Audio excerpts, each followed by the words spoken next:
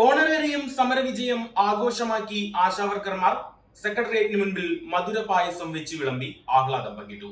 സംസ്ഥാനത്തെ ആശമാരുടെ കണ്ണുനീർ പുഴയിൽ മുൻ സർക്കാർ ഒഴുകിപ്പോയെന്ന ആശാ കേരളം വിജയപാതയിൽ എന്ന പേരിൽ സംഘടിപ്പിച്ച പരിപാടി ഉദ്ഘാടനം ചെയ്ത നടൻ പ്രേംകുമാർ പറഞ്ഞു. സമരം ചെയ്ത ആശമാരെ അവഗണിക്കുകയും പരിഹസിക്കുകയും ചെയ്ത LDF സർക്കാരിനേറ്റ തിരിച്ചടിയായിരുന്നു നിയമസഭാ തിരഞ്ഞെടുപ്പിലെ പരാജയമെന്നും പ്രേംകുമാർ കൂട്ടിച്ചേർത്തു. മുൻപ് ആശാസമരത്തെ പിന്തുണച്ചതിന് പിന്നാലെ പ്രേംകുമാറിന് ചലച്ചിത്ര അക്കാദമി സ്ഥാനം നഷ്ടപ്പെട്ടിരുന്നു. ഇടതു സഹയാത്രികനായിരുന്നപ്പോൾ CPM general secretary MA baby ഉൾപ്പെടെ ഉത്തരവാദിത്തപ്പെട്ട പലരോടും ആശാസമരം ഒത്തുതീർപ്പാക്കാൻ നടപടി ഉണ്ടാകണമെന്ന് ആവശ്യപ്പെട്ടിരുന്നു. എന്നാൽ അത് പരിഗണിക്കപ്പെട്ടില്ല. സ്ഥാനമാനങ്ങൾ വേണ്ടിയിരുന്നെങ്കിൽ പലരെയും പോലെ മിണ്ടാതിരിക്കാമായിരുന്നു. എന്നാൽ ധാർമ്മികത മൂലം അതിനു കഴിഞ്ഞില്ലെന്നും പറയാനുള്ളത് ഇനിയും പറഞ്ഞുകൊണ്ടിരിക്കുമെന്നും പ്രേംകുമാർ പറഞ്ഞു. സംസ്ഥാനത്തിന്റെ വിവിധ ഭാഗങ്ങളിൽ നിന്ന് നൂറുകണക്കിന് ആശമാരാണ് മാസങ്ങൾ നീണ്ട സമരത്തിന്റെ ഓർമ്മകളുമായി വീണ്ടും സെക്രട്ടേറിയറ്റിന് മുന്നിലെത്തിയത്.